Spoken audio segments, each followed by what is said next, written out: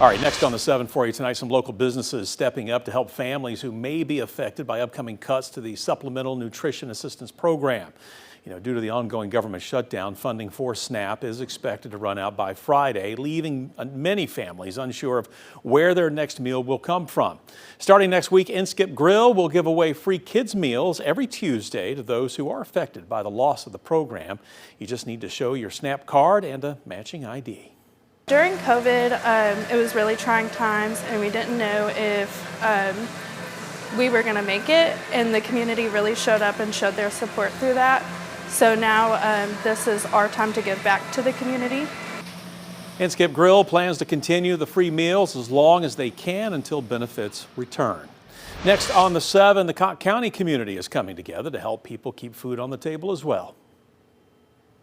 Happy to report, I'm actually just thrilled to report that there will be food distributions every day, Monday through Saturday, at some part of this county, except for Thanksgiving Day during the entire month of November. We're going to get through this, we're going to get through it together, and we will leave no one behind. You just heard from Cotton County Mayor Rob Mathis. He adds that if the SNAP funding lapse continues, food distribution will continue in December. Mayor Mathis says this is all made possible by a nonprofit and church network. Just keep in mind that some food distribution locations have requirements such as proof of income or a SNAP benefits card. All right, next on the 7 tonight, the Knoxville Area Salvation Army of Knoxville is launching a new campaign to help address a surging need for food. It's called Feed Hope, Share Love.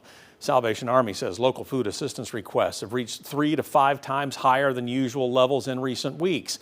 Salvation Army's Knoxville, Maryville, and Sevierville corps are working to meet these growing needs by providing food, utility, and emergency assistance. And to help keep this work up, the Salvation Army is asking for donations. Now, if you feel you can help, we do have the information that you will need on our website. Just go to WATE.com.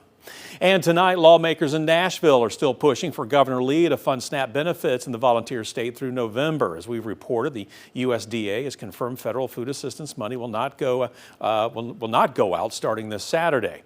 Tennessee State House Democrats are now hoping Governor Lee will follow the lead of Virginia Governor Glenn Youngkin and Louisiana Governor Jeff Landry, who both declared states of emergency to prevent people from going without food.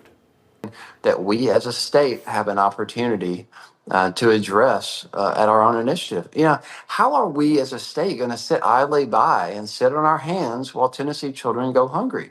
We've got Tennessee families looking at the prospect of sitting down to the table on Thanksgiving and the table being empty because this state decided not to do anything to help them.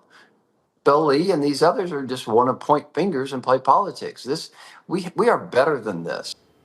Governor Lee's office responded to the push, writing, quote, Democrats should vote to reopen the federal government, not only to serve SNAP recipients, but also the millions of Tennesseans who are forced to pay the consequences, end quote. Nearly 700,000 Tennesseans could lose SNAP benefits if funding is not secured. Next on the 7 for you, Sevier County Mayor Larry Waters in Washington, D.C. today, advocating for changes to FEMA. East Tennessee, no stranger to natural disasters. Helene hit last year, and before that, in 2016, wildfires devastated Sevier County.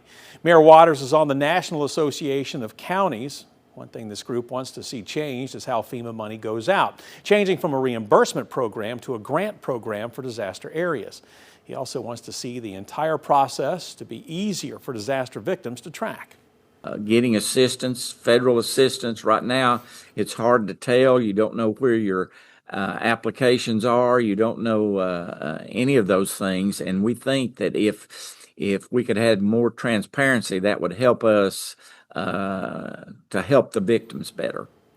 FEMA Reform Act has already advanced in the House Transportation and Infrastructure Committee. Mayor Waters is advocating the bill to Senators Bill Hagerty and Marsha Blackburn.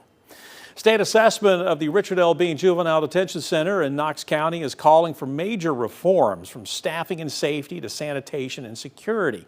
A new report from the University of Tennessee's County Technical Assistance Service says the juvenile center is struggling now with years of weak leadership, outdated policies, and staff shortages.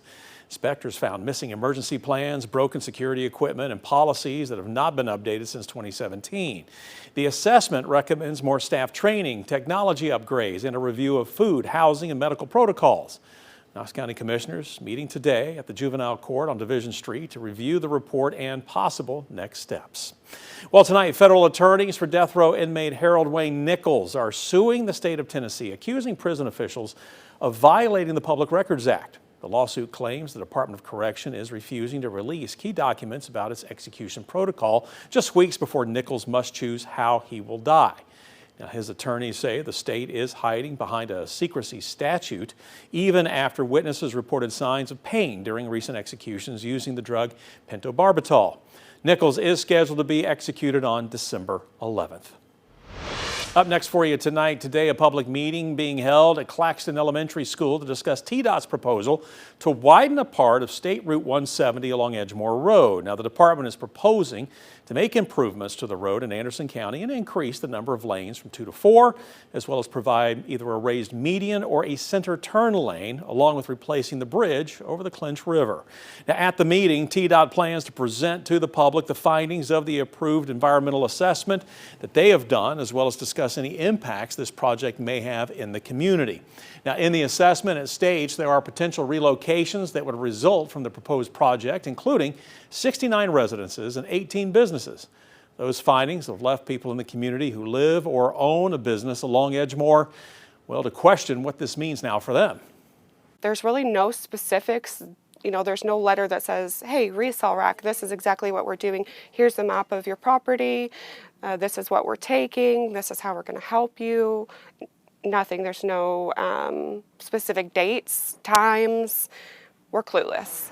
Tara Allen, owner of the resale rack you just heard from, says she plans to attend tonight's meeting to learn more and hopefully gain some clarity on what will happen to her business.